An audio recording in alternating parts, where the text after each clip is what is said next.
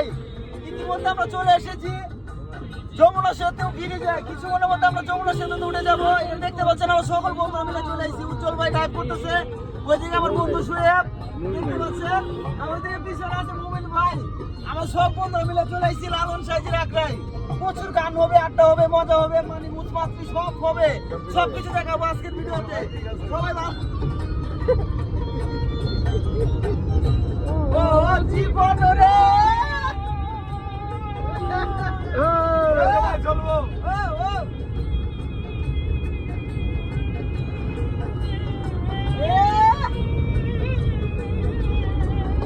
জীবন রে চাপাসের কাপা লঙ্কে রে এই সাউন্ডার জীবন সঙ্গে সুখ না করি ওই মাঠে